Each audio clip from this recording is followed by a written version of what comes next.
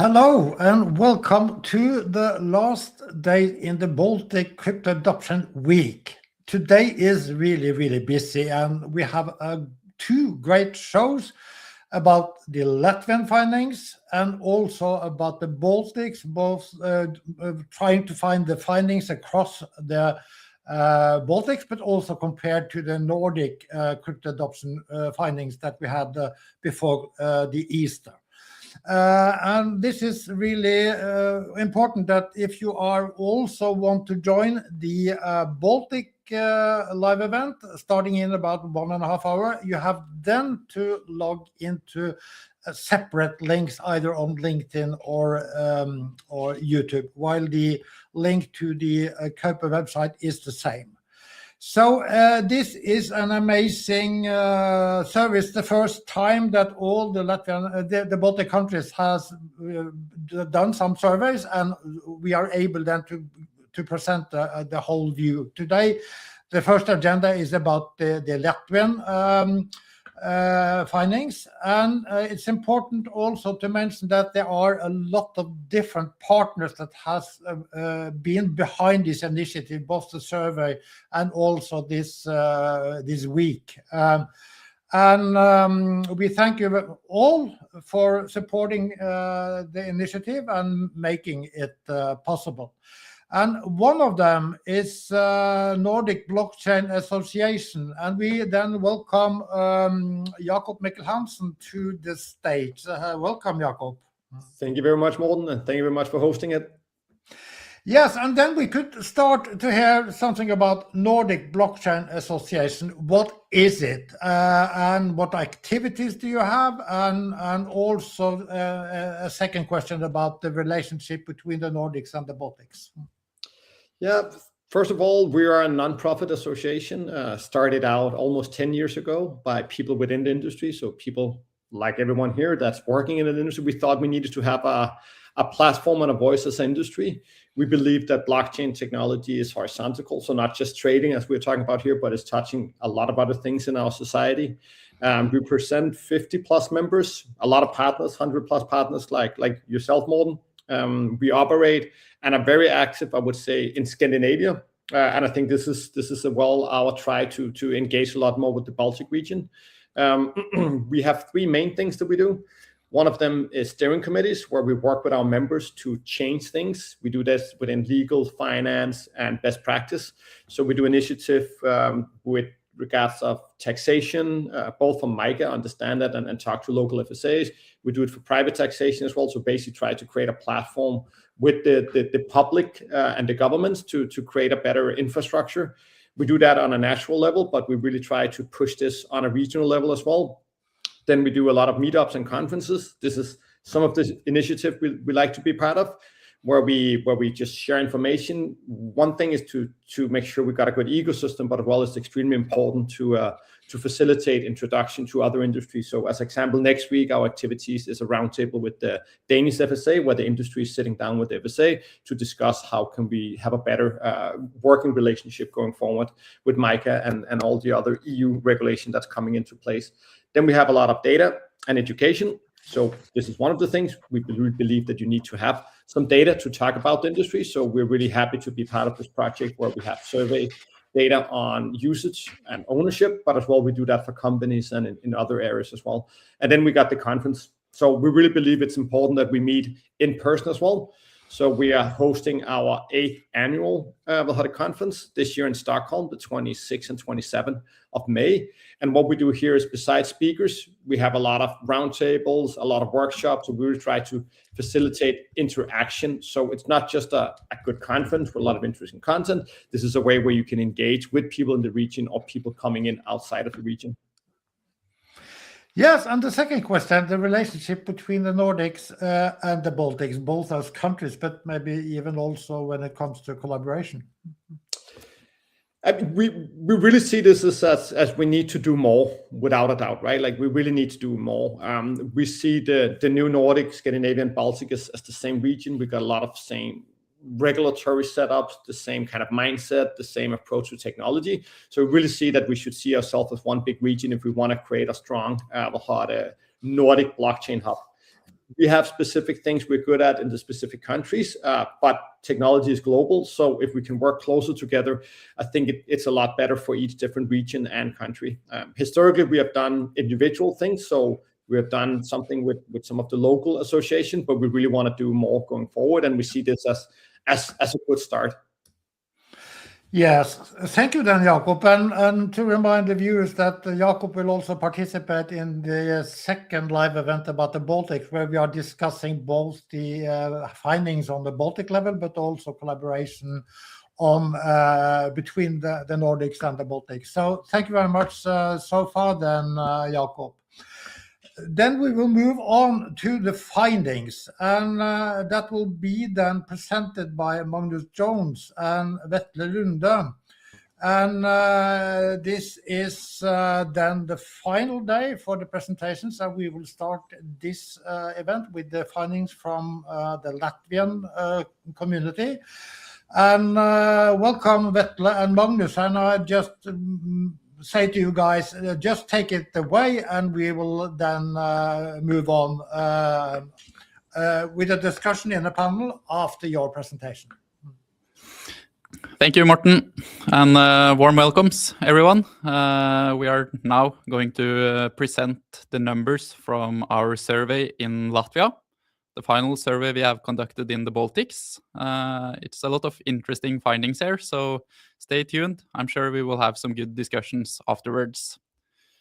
The survey consists of 5 questions. 2 of these questions are sent to all survey respondents. We ask everyone if they currently own Bitcoin or any other cryptocurrencies.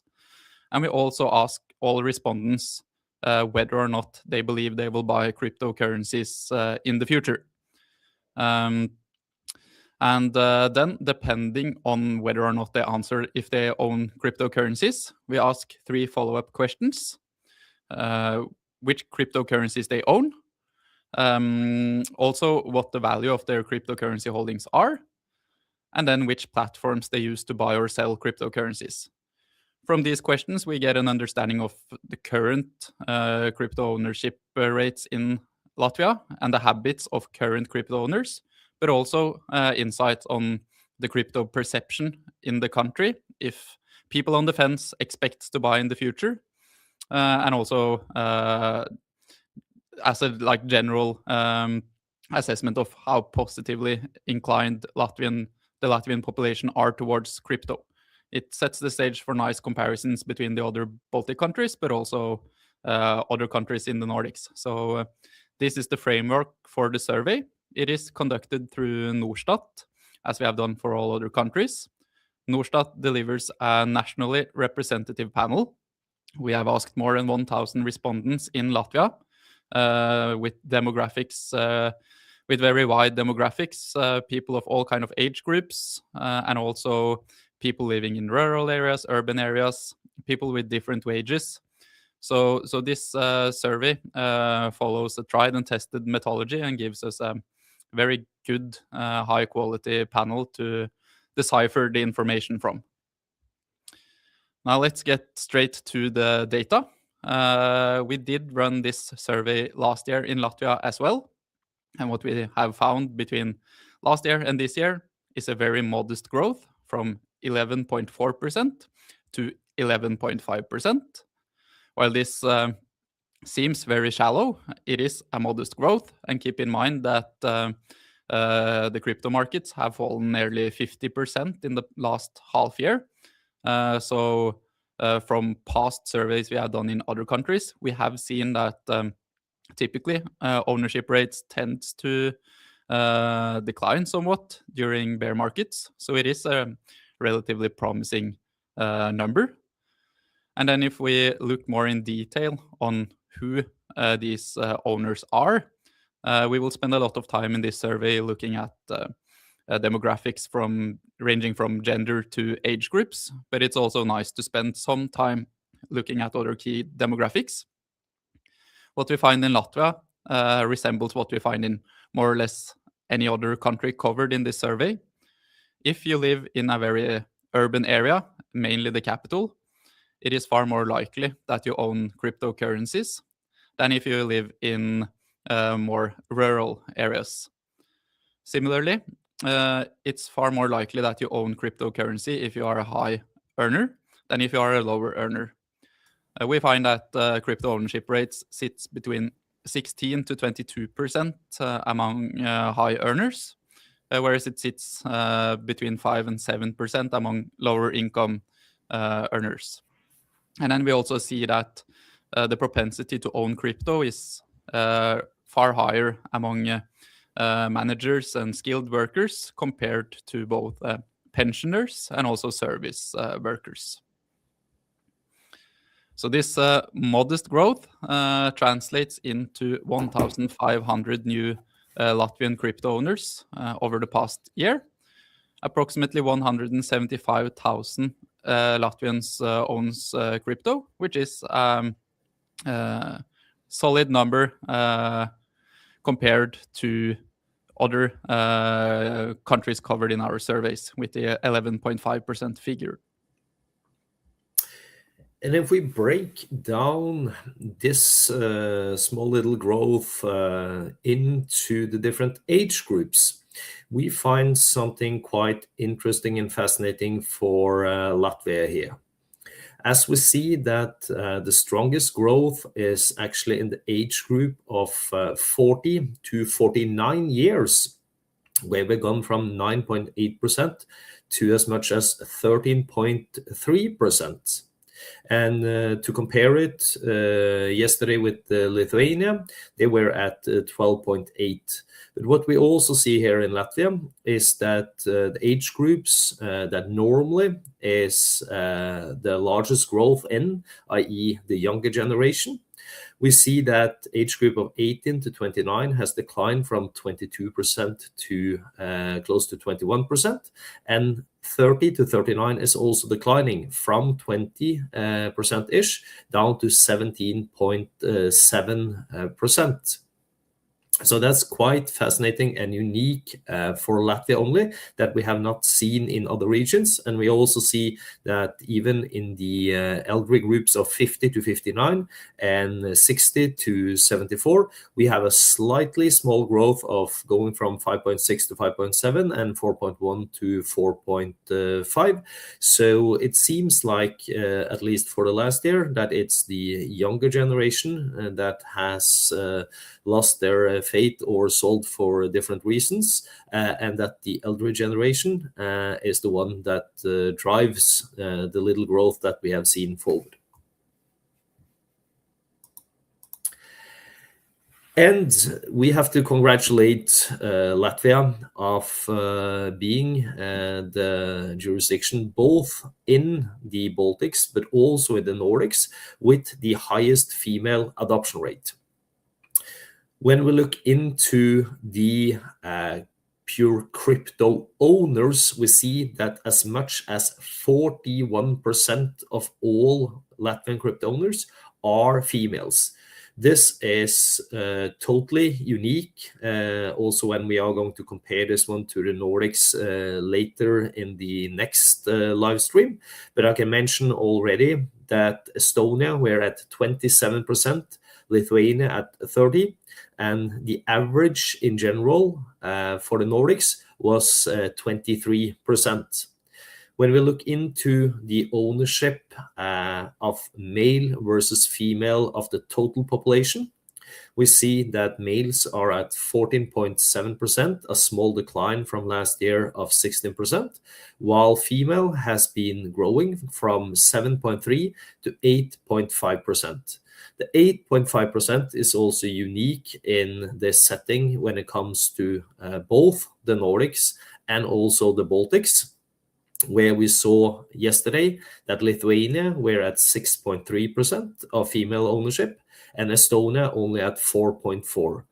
The average there for the Nordics was 4.9, and Finland, for example, were only at 3.7. So Latvia is clearly unique in this matter. If we revert the percentages numbers of 14.7% and 8.5% for male and female, we find that it's approximately 100,000 males in Latvia that owns crypto, while it is approximately 70,000 females who owns crypto. And breaking this one further down to the age groups between the men and the female and the ownership there, we see a trend and a direction on the curve that we normally see here. And that's the younger generation that leads through. But still, as mentioned, we see specifically on men that also in the age group of 40 to 49, they're even stronger than 30 to 39 and lays at a high level. When it comes to the females, we see that the majority of females that is behind the clearly unique growth and leadership is coming from the younger generations of 18 to 39 years old.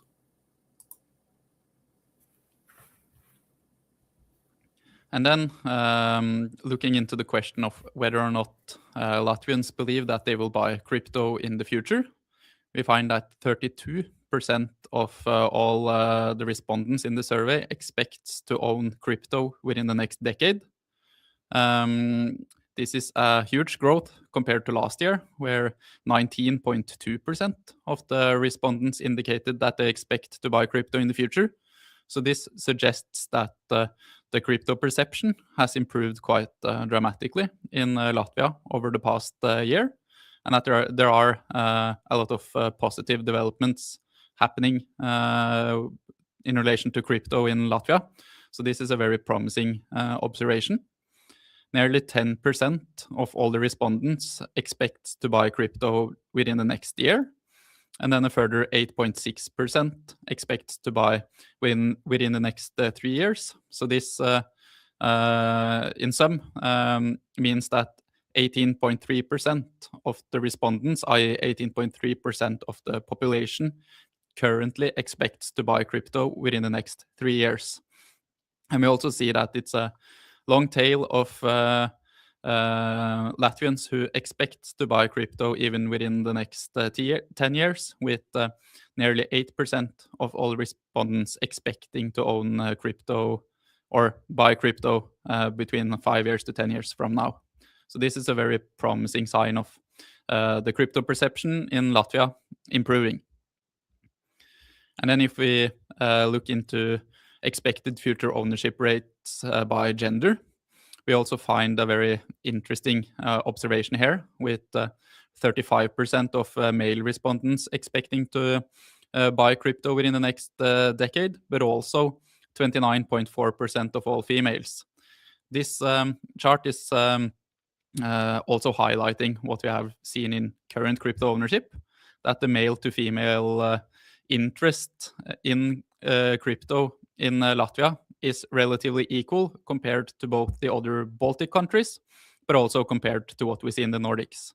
So this suggests that diversity in terms of Latvian crypto ownership is in its league of its own.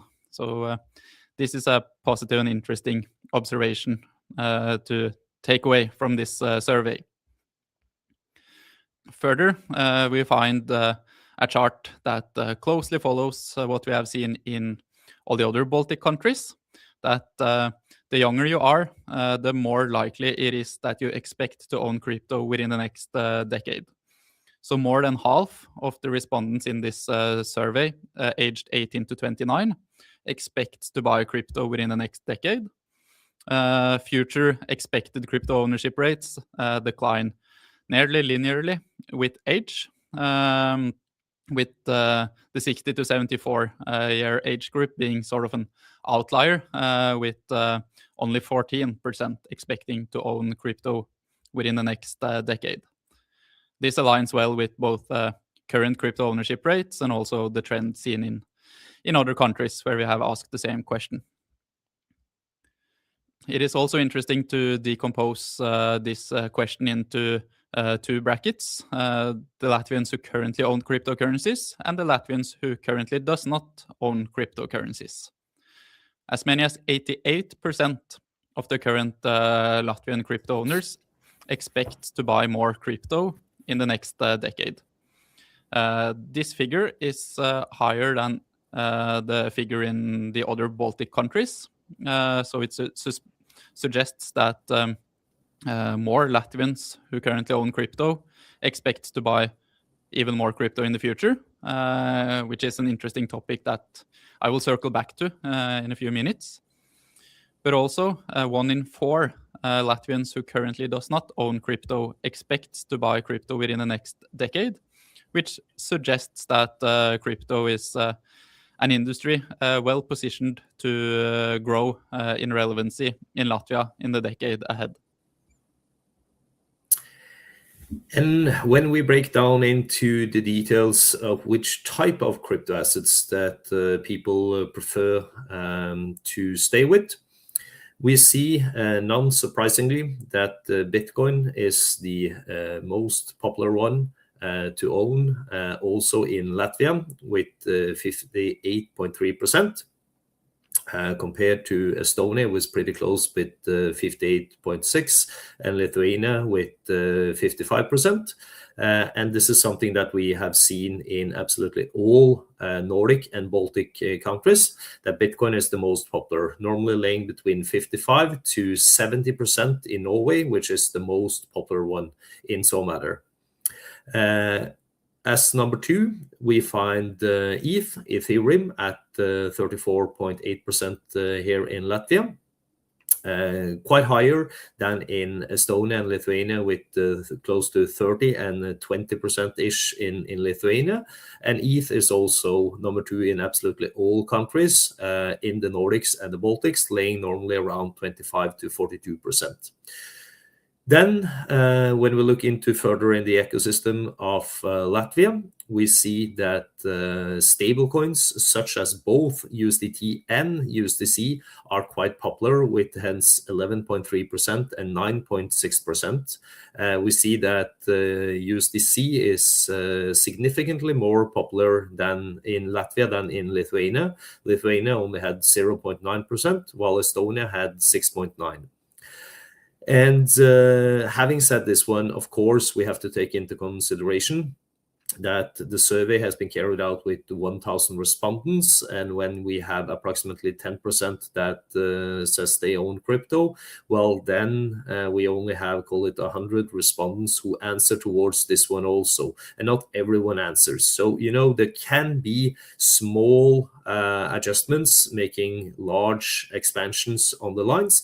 But as said, we have followed this trend over many years in other countries. So we see that it tends to at least point a direction that is fairly correct in terms of the overview of things here. However, take it with a little grain of salt, and that it's not a one-to-one scientific number towards the actual ownership of things here. We see also here that Solana is quite popular in Latvia, the same with XRP of 9.6%. The same follows from all the other Nordic and Baltic countries, where XRP are on 3rd place of the preferred one, and Solana is on the 4th, while also here we see that Doge with 9.6 are pretty popular. That comes in as number 5 when we compare it to all of the Baltic and the Nordic countries together.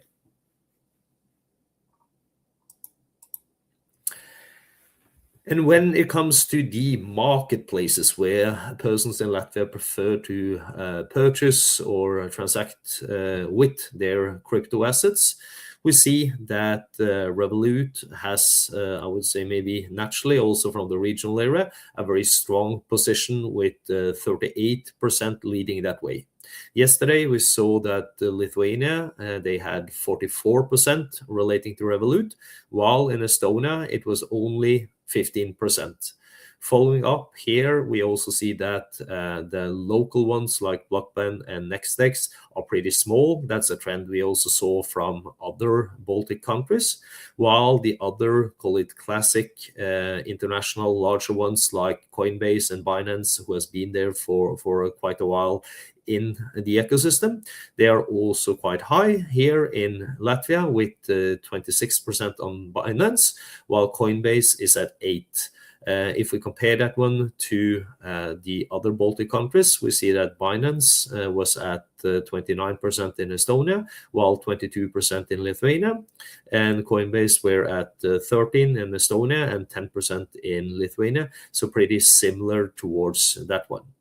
If we look further on to the right side of the chart, we find the DeFi ecosystem, the decentralized finance ecosystem with the DEXs, the decentralized exchanges of i.e. Uniswap, Pancake, and etc.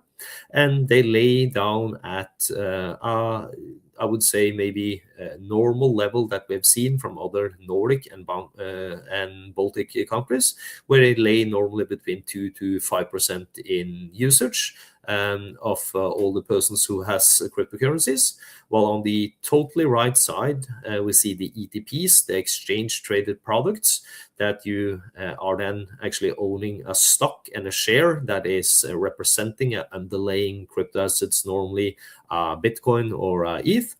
And we see that the percentage share is quite low in Latvia, by 2%. However, Lithuania yesterday was also very low with only 1%, while Estonia had as much as 8%. But we have seen even more, up on plus 20 in Sweden, for example, but that's mainly for tax reasons. So these are also some of the explanations, while we call it a small interest for it, that can be related towards the extended ecosystem of how you actually tax these type of asset classes. And then drilling into the question of how much cryptocurrency Latvian crypto owners own. This question suffers the same statistical issues as the past two questions, that it's asked only to a subsample of the respondents. So the results are impacted a bit by outliers.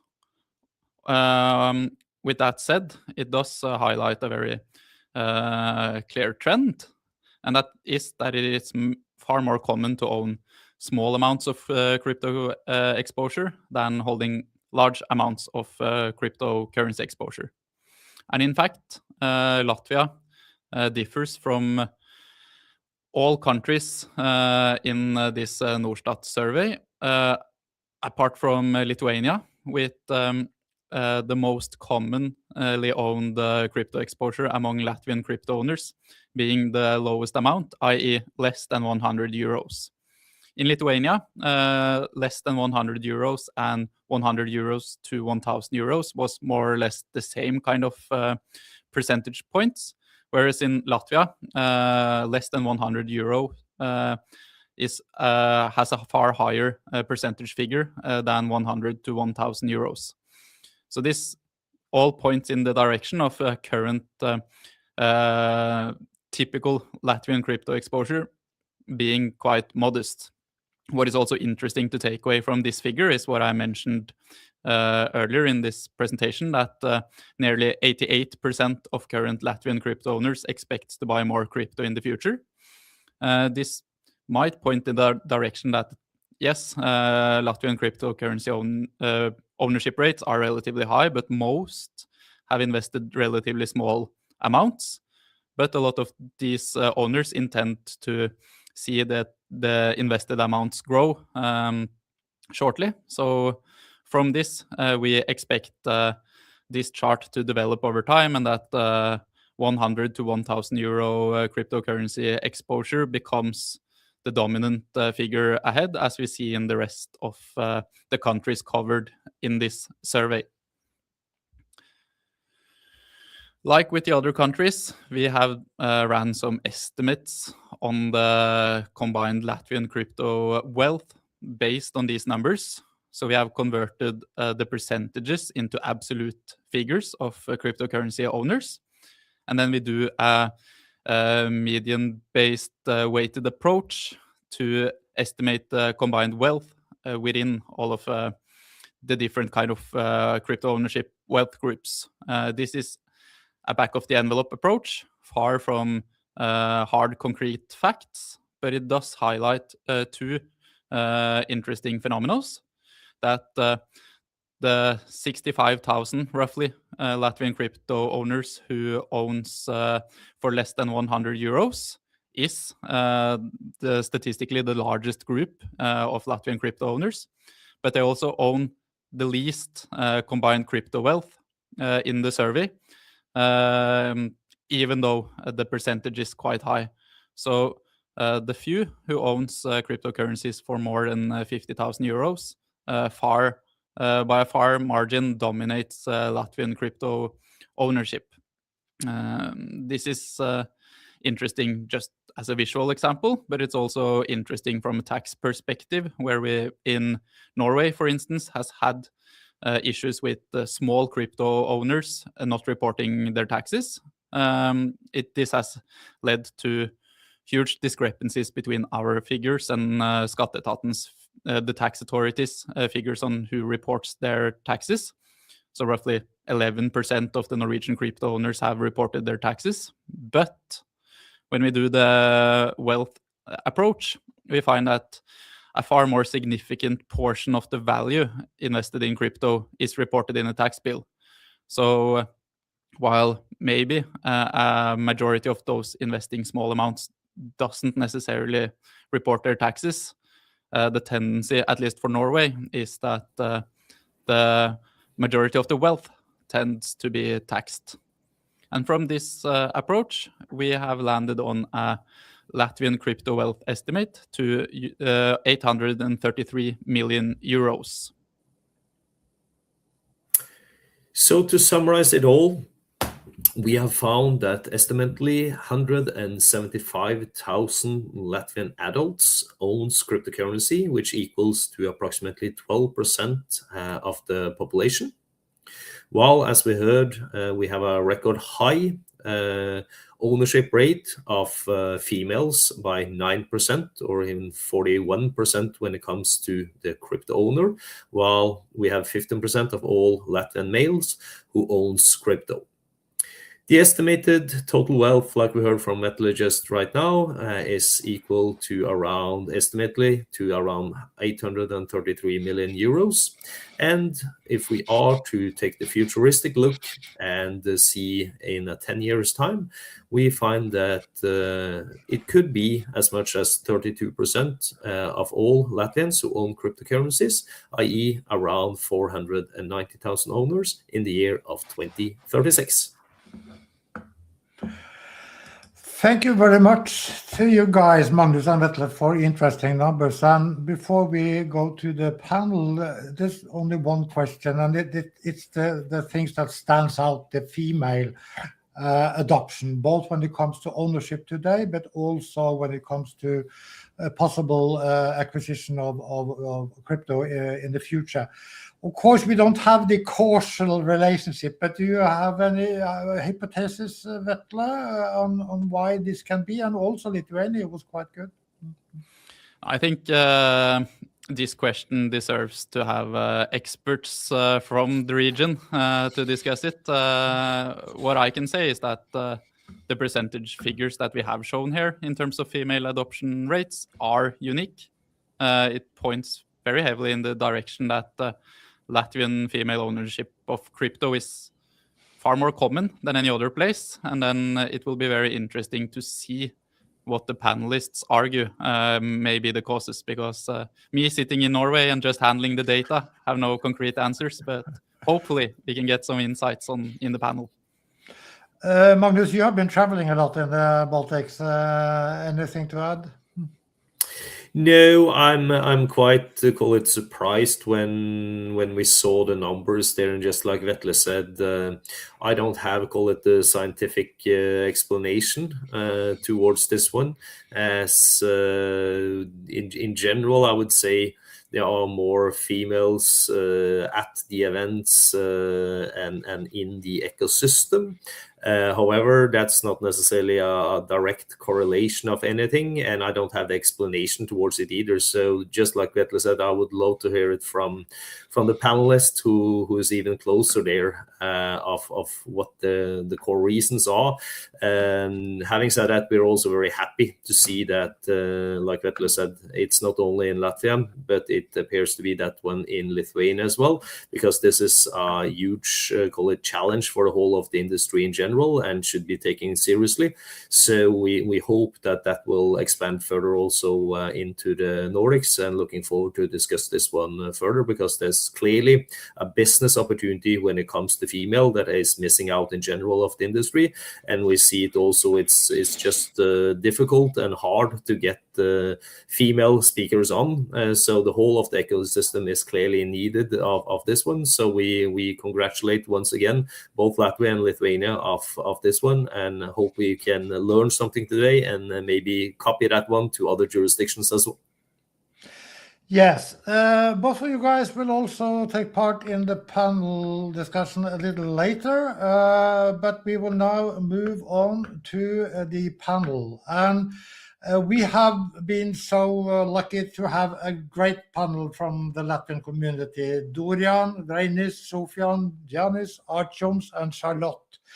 Of course, maybe I don't pronounce it correctly, but we will then add you guys onto the stage. And thank you very much for participating. Artyoms, you also taking part in this discussion. I'm missing one maybe. Just a minute. I think we have all the people. Dorian should also. Dorian, yeah. Where is Dorian here? I can't find Dorian at the moment. I am here. So, yeah, but I don't see your slide. I don't see your in the back end. You see, I have problems with looking at it. I just see if there is some limitation, but I will work that out as we go, hopefully. And then maybe we could start with you, Charlotte, because we talked about this female adoption, and you are also a person that is working in the industry. So what do you think about the reasons there? Or if there are any other takeaways from the survey, of course, please to use that. Thank you so much. And first of all, hi, everyone. And I'm really pleased and honored to be in this panel representing that 41% of Latvian female owning crypto. I liked how you opened it, Morten. I don't have strong answer for this, just my personal thoughts, as I am from Latvia, although I haven't lived here for the past 10 years, but I think I represent the mentality here as well.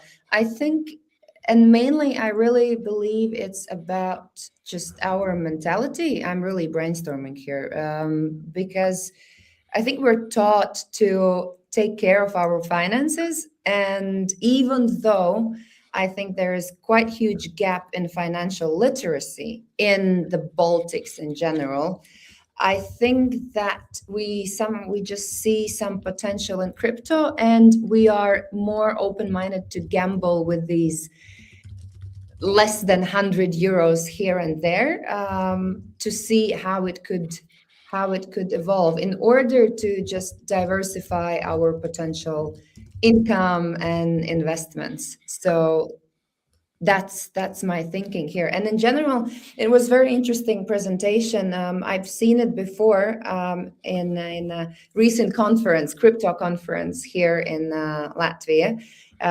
where Jones presented it already. I'm happy to see that we have this, that clearly the data speaks for itself. In Latvia, we have this mentality of maybe even risking a little and giving some belief in crypto. We see that Revolut has been the most comfortable investment platform, as almost everyone has an account there. I would definitely like for our people to investigate also other investment platforms, but that's secondary. And I'm kind of proud to see that we are so forward thinking and modern. As I lived previously in Germany and London, I don't think the statistics would be similar there. So proud to be. So this is the end of my monologue. Someone take over here.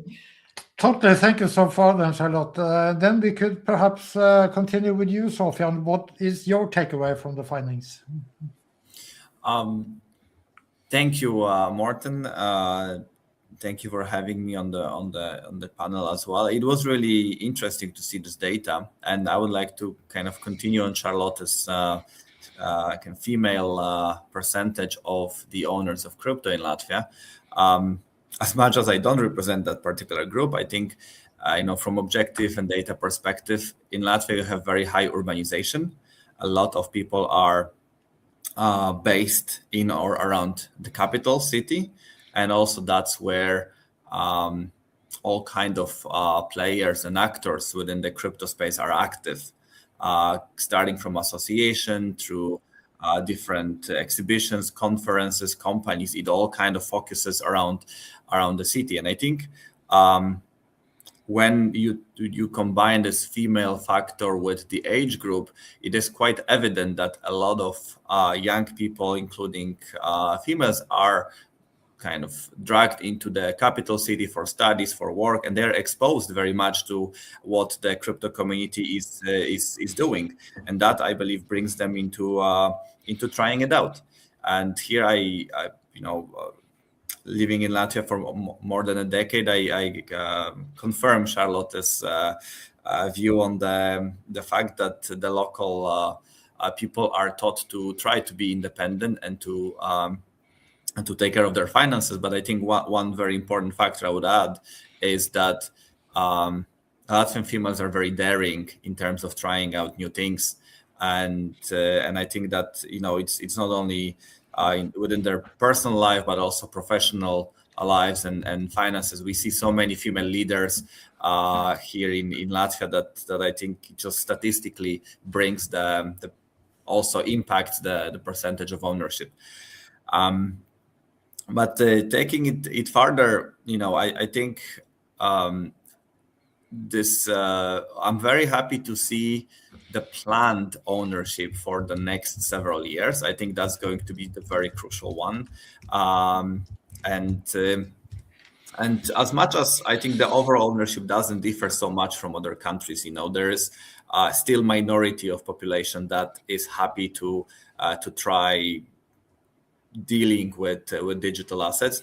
I think the key factor is what's going to be the development of this number in the coming few years. I think it's all really down to several factors when it comes to availability of having crypto services around you, education, but also the general mindset change, which will come out of these two things, where crypto will not be considered some kind of gray area as it was, several years ago. Now things are being legalized. Things are a government of Latvia, which I believe other colleagues here will be elaborating more, is starting to make crypto possible for different things, setting companies, paying taxes and so on, which was bringing crypto out of the dark. And rightfully so, because it is an extremely useful tool and asset to use for daily life as well. One thing that I believe has to be added to the potential of this future ownership is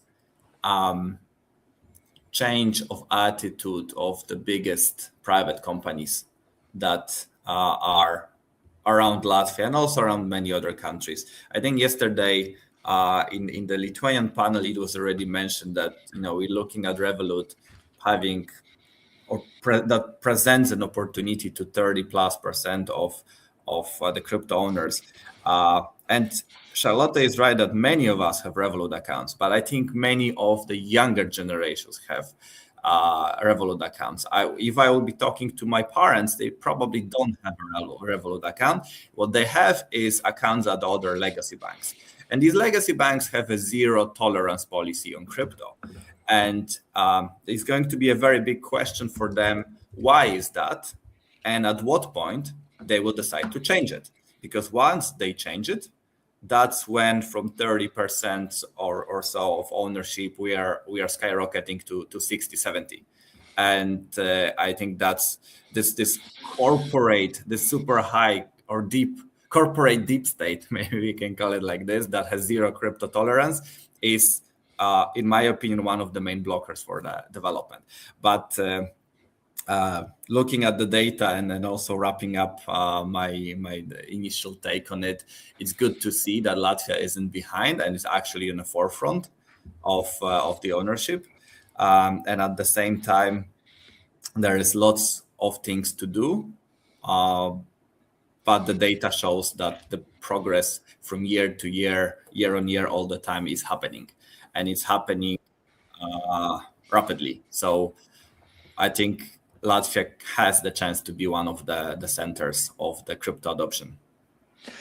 Thank you very much, then, Sofia. And I think it's the first general live event I've been where the diversity is front and center for the first 10 or 12 minutes. That is inspiring to see. But it is also allowed to talk about other things. What about you then, Yanis? What is your takeaway?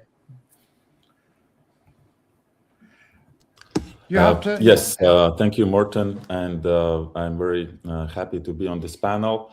First of all, I want to congratulate the Latvian society on the equality, and I believe that in general the Nordics and Baltics are quite equal in this regard, and the data shows. Owning crypto is a very interesting concept because I've been in this industry for 10 years, and it was much different 10 years ago than it's currently, because today we are looking not only on the speculative aspect, but also on an investment aspect, which in my opinion is something different, on the payment aspect, store of value aspect, and maybe even the risk hedge of the counterparty, right? So if you, there are people who might not be comfortable to keep their money in the bank in the situations what are we experiencing across the globe. And so I believe that it would be good for the next surveys to have a question, why do you own a cryptocurrency? And then also owning crypto has this somehow negative connotation to it, because owning digital assets might be a might have a different meaning into people. And for example, also when you own a stable coin, it's not probably meant for speculation, but it's still regarded as owning a crypto. And so I believe that in the future, when people will be seeing their balances on their bank apps, they might not even know that the settlement of their transactions is happening via blockchain. So this is like back in the day when internet started, probably there were surveys, have you used email yet? Are you going to be using internet over the next decade? So in 10 years from now, I think that there will be direct and indirect ownership of digital assets happening without people knowing that.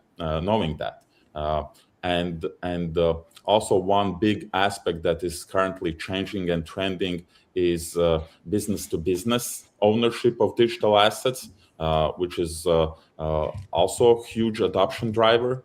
And seeing this huge retail adoption is telling us that there is a very positive sign that also business-to-business adoption will grow very rapidly in all of those aspects, investments and payments.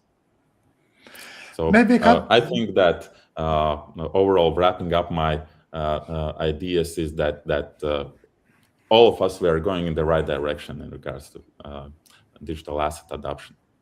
Thank you. Maybe I could ask you a follow-up question.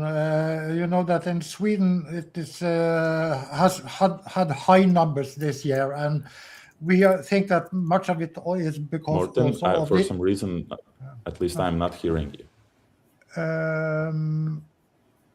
I'm on. Do you other guys hear me? We do hear you. Yeah. Yeah, we do. Okay. So maybe then we will continue with another person in the panel. We will then continue with Art Jones. I'm sorry if I'm phrasing okay. your name in. You do it like you should. Clear. Go on. In the right way. I want to continue what said Sofian. For example, my father started investing in crypto 4 months ago, because about 1 year ago he started asking, "What are you doing?" I started investing in 2017, and in 2020, COVID time, he started to ask me, "What are you doing?" But and forget about it. And 1 year ago, he started, "Can you show me how it works? What is it?" And I started explaining. Of course, he said he's almost 70 years. He's a year old. He said, "No, I don't understand it. Do what you do." And 4 months ago, he said he has Revolut. I opened for him Revolut account. He said, "I will invest," and every day or every week, almost every day in the morning, he drink coffee and check the change, the currencies, what I buy, the crypto, what we bought, and he is searching how the price is changing. Of course, now it's crypto winter, but he is involved, and his friends also, because the main thing. Thank you, the community and Reinis and all LBAA team and members, that we change the vision that crypto is, of course, there is big problem with the scammers and bad reputation. But now, because of Unblock conference, because of community, people understand that there is, of course, the good things also, not only like invest and some scammers will take your money. And now my father's friends, it's like old-fashioned entrepreneurs with a big like financial capitals, and when they start negotiating, my father said, "Ask Artyom," and they are asking me because they know me from the childhood, and they rely on my like reputation. I think now the biggest problem is to teach all this generation that is good thing, because all assets are focused on their hands, because if they now do not allow us to develop this industry, blockchain, Bitcoin, or some crypto, then it will be more difficult to develop this industry, because young generation, of course, they're open to try something new, but old generation who has big assets and they are afraid to invest in something high risk. And now I think it's good time that we change this old vision. And we were visiting with my father to blockchain conferences, Web Summit, and also we were in Denmark, because I wanted to show that there is useful also technology, and not only like blah blah blah, And now I think Baltics and Nordics have good time that we did big work to change this reputation in a good way. And I hope that, like Janis said, that in 10 years from now we will have. I hope that we will have less than 10 years, but I think that big work already done. And see, it's like trust and education. Yes, that's the key of your story. Yeah, it takes long time. LinkedIn wrote me that I'm 4 years in this association, and I started searching and thinking what was the past and what is now, and we had done big work with all But if team. I may add a few cents on this big work in 4 years, what's a 4 years period, right? We have such high adoption expectation, and we're talking about such short-term periods. When you think about, internet was really introduced in late 80s, in 90s, it was already available. Some 10-20% of people were using it. But when did it really become global? It took decades. And it had its ups and downs, dot-com bubble, and all kind of stuff and difficulties that also crypto industry is going through. We have cyclical features that come and go, metaverse, NFTs.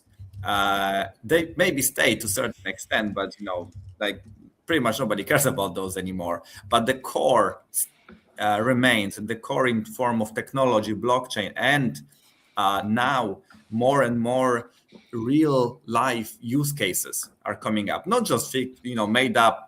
We're going to meet in metaverse and shake hands there, and I will pay you in some whatever tokens, but actually real life cases. And I think here, and Enis will be the best man to really elaborate on those real life cases, because as far as I understand, he's working actively with the entrepreneurs, government, and other people to create those. So yeah, that's just 3 cents from myself on the period that we have really high expectation, but it's been just very little of time that has passed. Thank you, Sofia. Maybe we should also include Reinis in the conversation, because you are representing the industry and seeing the community and seeing training and learning and whatever. So what are your takeaways? Yes, thank you so much. I guess I have the privilege to go the last. So all the great points that our community and my community here has already highlighted, I need to come up with something additional to that. So I have a couple of takeaways. And first one is regarding female adoption. So definitely this is a high, the one thing that we really stand out. I would say that this correlates maybe with the data that in Latvia, females actually hold the largest percentage-wise, the largest amount of positions, high-level positions, management positions at the government, and so on. So actually, in Latvia, we have huge amount of.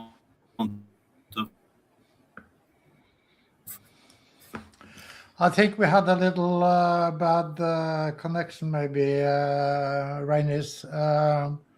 So perhaps while you high level senior. You hear me well?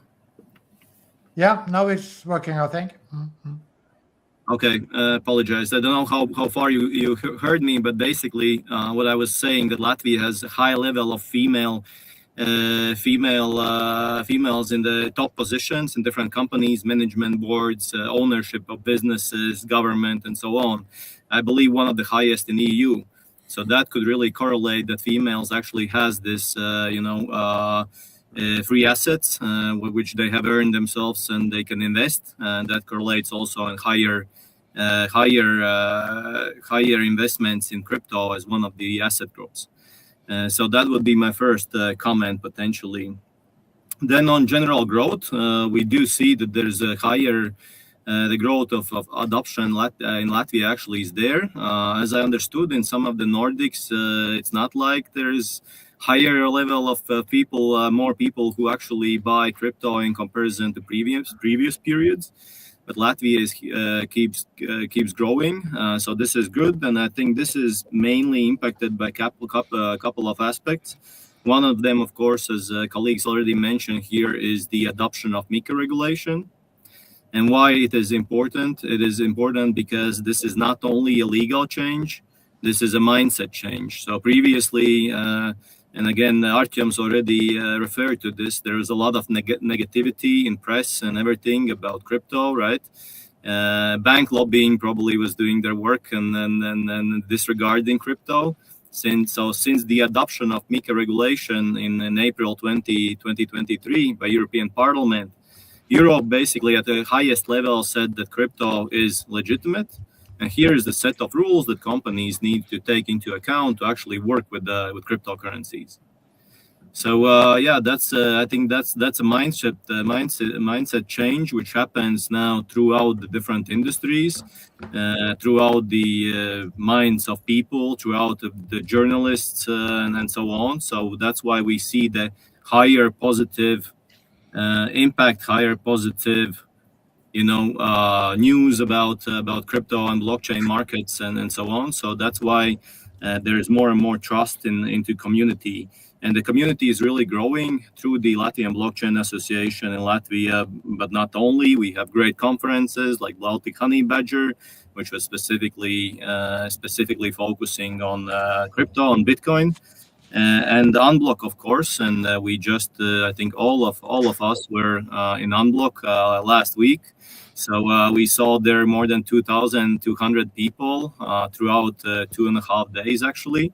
And if you look at the crowd and look at the statistics, actually, there's a large proportion of women in the Unblock attendance. So that's that has two great things. It probably keeps and helps with the good numbers at female adoption of crypto, and also this really makes the community diverse and shows the potential of growth there.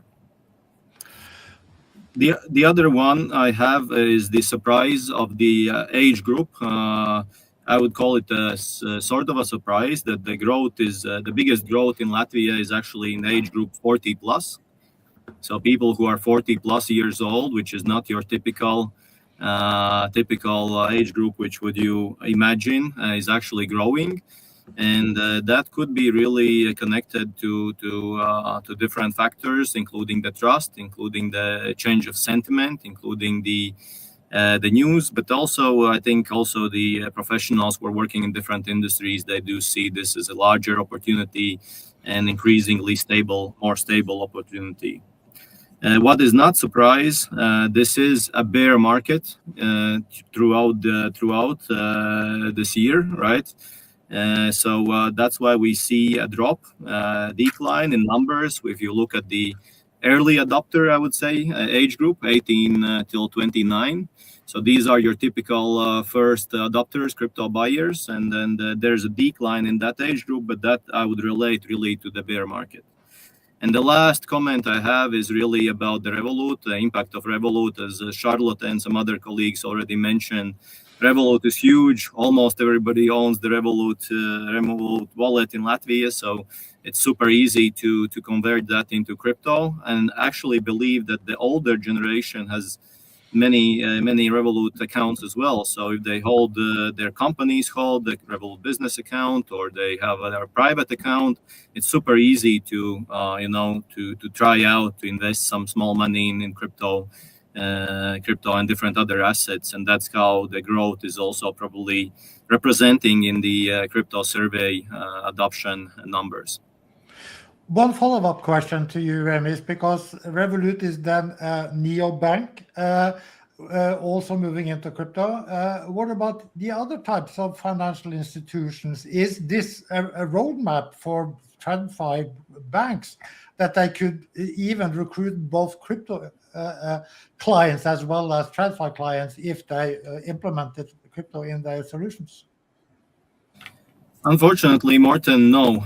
The answer is no. Most of the big banks, especially we have top 4 big banks, which are not really into adoption. They have improved some of their internal guidelines. So previously there were even internal guidelines that basically told them that not to work with crypto at all, which by definition I think is really should not be fair and according to all the rules. But they have changed those. But anyways, if we look at the top 4 banks, they are not really moving too much forward with allowing their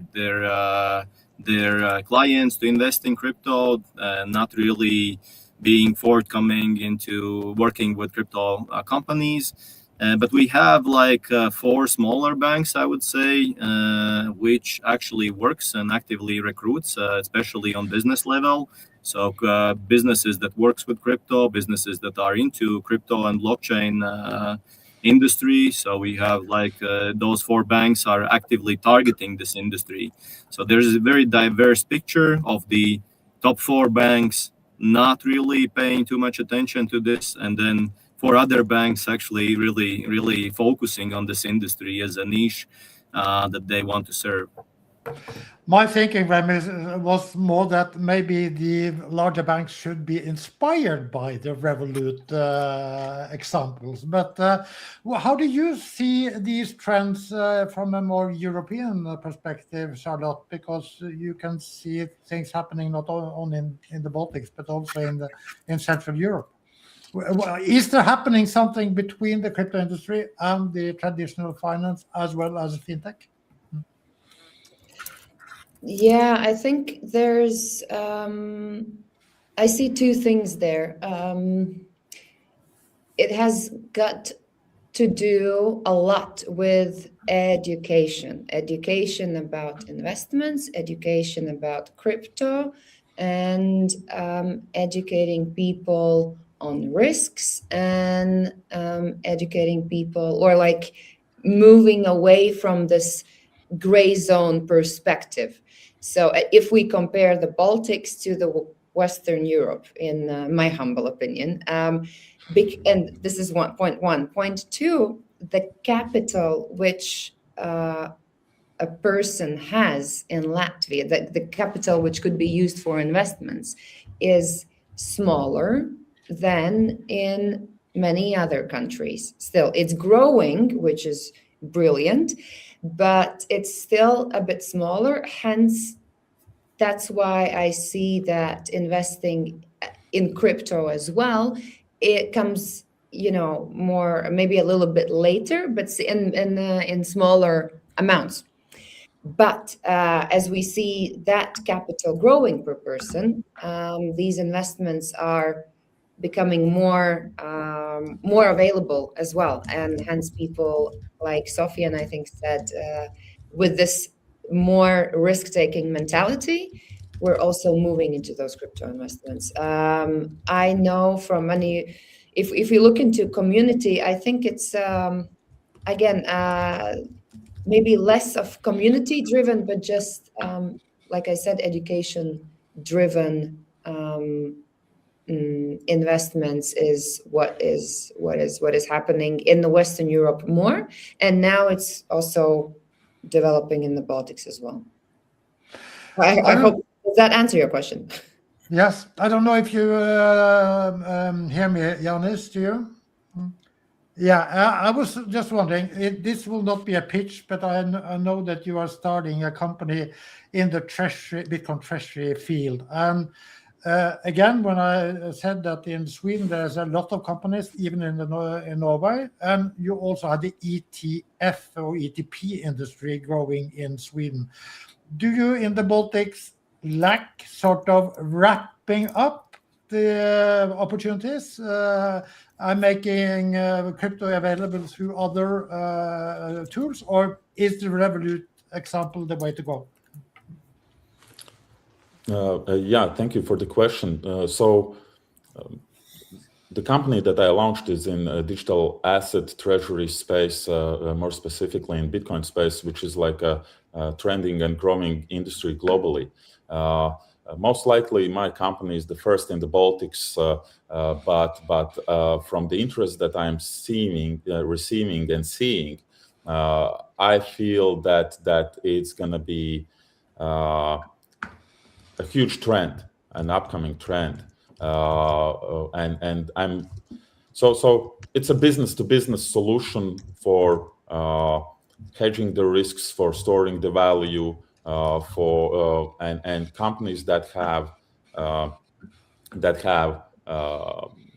big euro or dollar balances, they need to think about that, and they are thinking about it, and since we already see from the surveys data that there's a real digital asset adoption happening in the retail space, obviously these same people are leaders of these companies that need to hedge their risks and manage their balance sheets and treasuries. So I believe it's just a very normal next step for companies to start adopting digital assets. And obviously, we would be better off with legacy banks adopting it sooner. But I'm very optimistic and positive about everything that's happening, and I think it's just the questions that we need to address as a community and as an industry. Okay, we will now also add Vetle and Magnus to the stage again. And there was one question, maybe you even presented some of it, but you could maybe be answering directly, Vetle. What percentage of high net worth individuals own crypto? You had some numbers or hypotheses. Yeah, so this we do not have direct numbers on. What we saw was that 3% of the 3.6% of the Latvian crypto owners own crypto for more than 50,000 euros. But keep in mind that this is a survey that is directed to a nationally representative panel of 1,000 people. It is not targeted. We have not targeted high net worth individuals specifically. So this survey does not offer direct answers on that topic. That said, it is a very interesting and important topic to cover, and it is something that either we or someone else should do relatively shortly, because there are very significant, huge developments in that market segment happening at least elsewhere in the western areas of the world, with just yesterday's launch of the Morgan Stanley Bitcoin ETF, Schwab announcing that they will launch Bitcoin and Ethereum spot trading, and also financial advisors in both JP Morgan and Bank of America currently advising on Bitcoin ETF allocations. So it is definitely a very important development in the market, but it is not something that we have the capacity to answer in this kind of survey format. Okay, thank you for that, Vetle. When it comes to the debate between the local business and thought leaders, do you have anything to comment on that, Magnus? Is this what you expected to hear? Yeah, well, I think in general, when we see it in the totality of where Latvia is and the growth in general and the high position, it also comes down to, call it, all the activity that is linked over so many years to the region, like i.e. building infrastructure like we talked about, and doing the call it the well-used buzzwords of bridging new technologies with traditional finance, but where we've seen the great initiatives of how Reiners and the team has actually pulled that one perfectly well together with the Unblock conference. That's just one example. But like we heard from all the other builders, they're also of the whole of the ecosystem.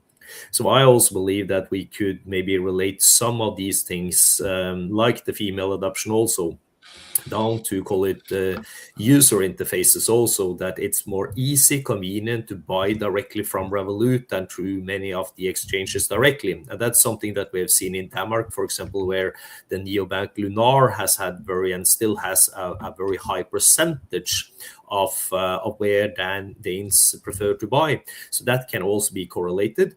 And actually it could also be in a link here, I would believe, down to a little bit about how you trust your ecosystem in general, like i.e. do you trust your governments or not? Where do you place your money? How do you see the world? I'm not saying that there's no trust in Latvian governments, and I don't mean it like this, but I mean it in general, that maybe people are a bit more educated in Latvia actually than just sitting still and not watching what's happening in the global macro perspective of the world. And that could also play in the totality, because they've seen all these these great initiatives of, call it the TradFi side, for so many years, and now it makes a logic sense in a different way than others who don't see it in practice in some manner. So that's just some of my 2.5 cents on the totality of maybe why Latvia has a strong position, because then we need even better to see the totality of things rather than seeing yourself blind, like it was mentioned on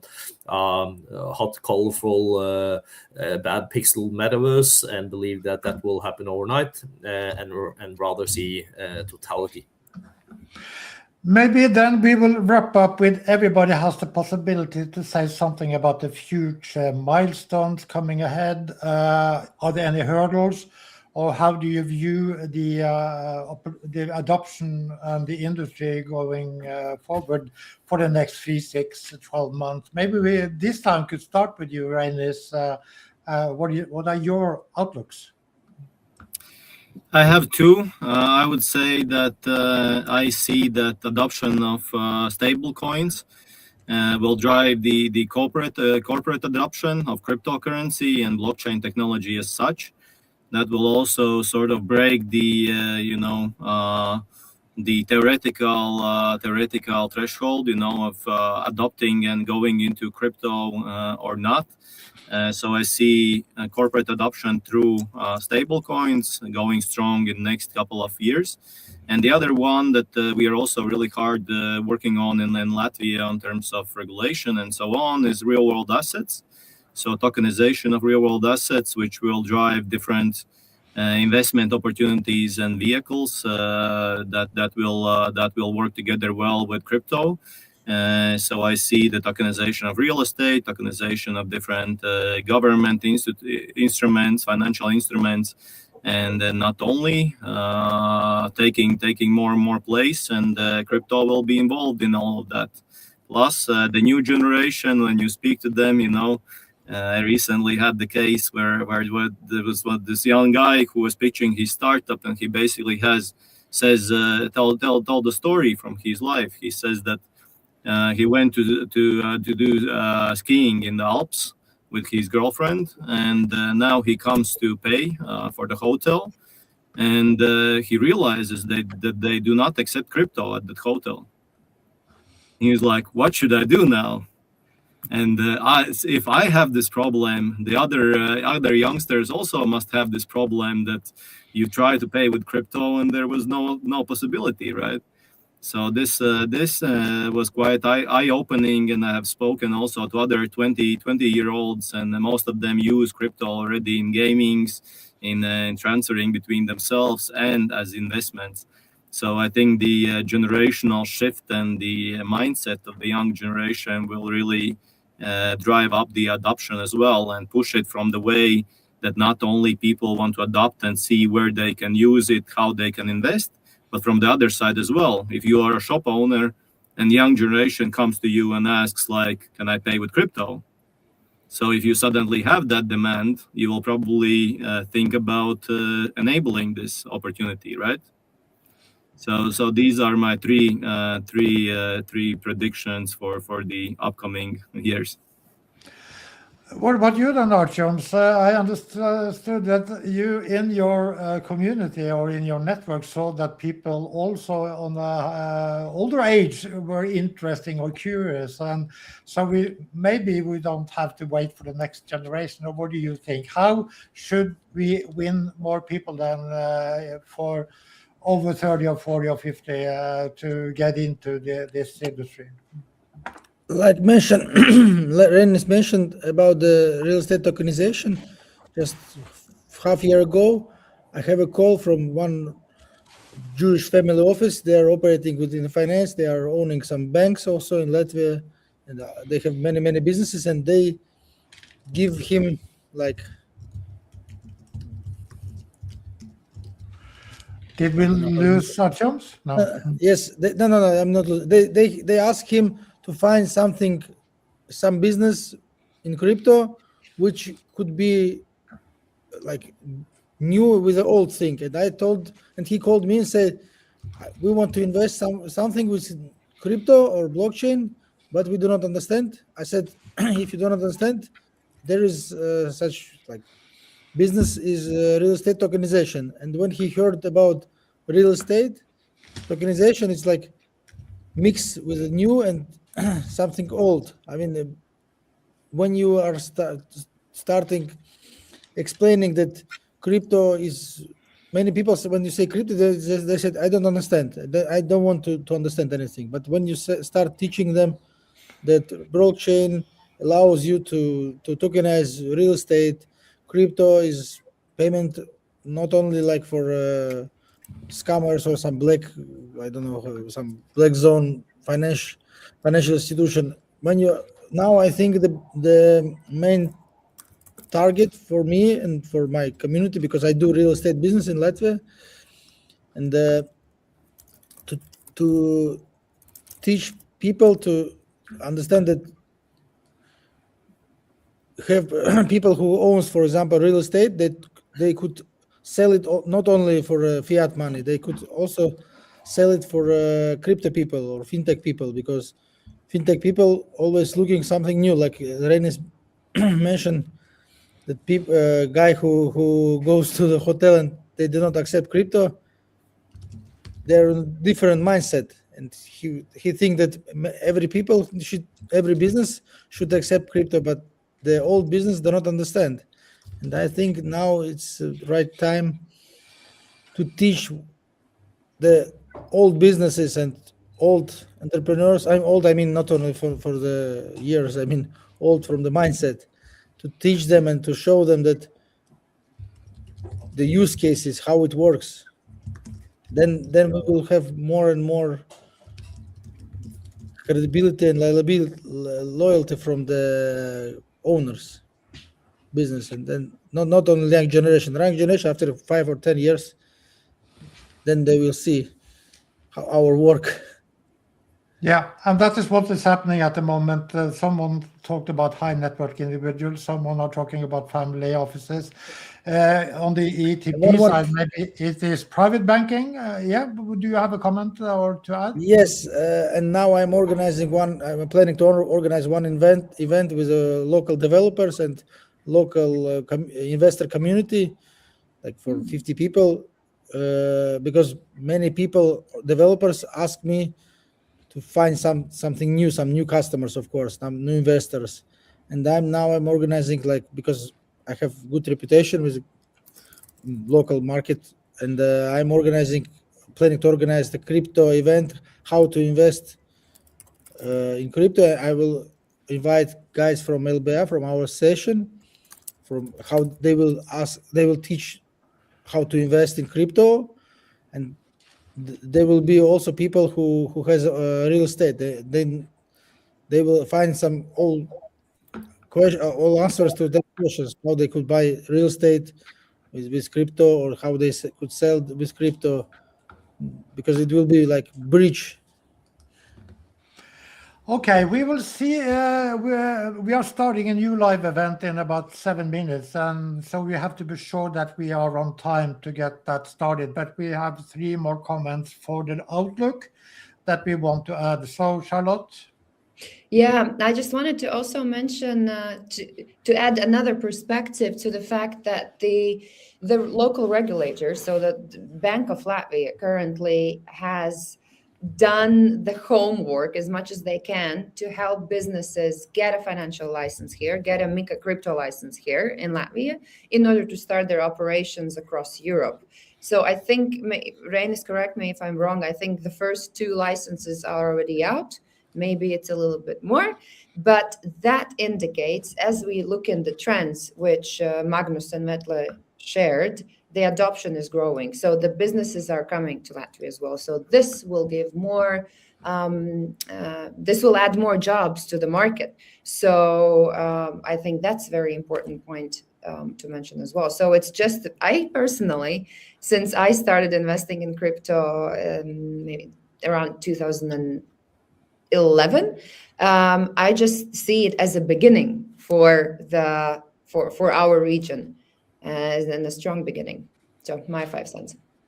Thank you, Charlotte. And then Sofian, short one, please. Short one.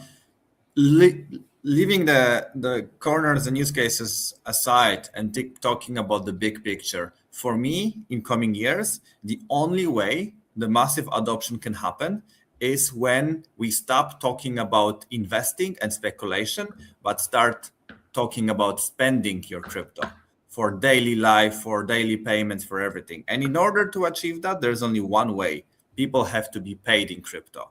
Because for now you get paid in euros or in other fiat, you invest it, you trade it, and that's kind of narrowing down what crypto can be. But if your employer is paying you, whether in stable coins or in Bitcoin, in any crypto, that's when you're inclined to use it everywhere. And you will go to those hotels mentioned by colleagues and you will ask them, hey, I'm being paid in crypto, I want to spend it. So we can talk about small elements, but getting paid in crypto from a regular employer and spending it for your regular daily needs, it's when the adoption happens. So for me, that's the big line.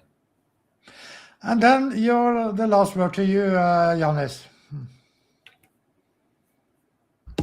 Yes, thank you. So the digital asset space is very vast, and in the face of us talking about all the value being tokenized, and we're talking about probably millions and millions of different types of tokens that are going to be out there. Everyone can focus on their own niche.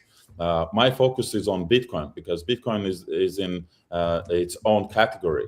And I like that Sofian mentioned that people need to be also able to earn in crypto to be able to spend in crypto. So in the Bitcoin space, we are talking a lot about store of value, unit of account, and medium of exchange. So people like me believe in the Bitcoin standard because all the politicians will continue the monetary expansion of fiat currencies, and Bitcoin is fixed. So we are going to see more and more adoption of Bitcoin by corporations, by individuals, because of these aspects of expansion and being the fixed asset. So I see that still we are going the right direction, and even small countries like Baltics will be adopting Bitcoin and other tokens in billions. So that's my takeaway. Thank you. That's a good last framing of the message. And thank you very much for adding thoughts and reflections regarding the findings. And just to be sure that in 2 minutes we will start a new live event for the Nordics, but we will have several thought leaders and business leaders also from the Baltics and the Nordics. We will compare the numbers within the Baltics, but also with findings from the Nordics. And please then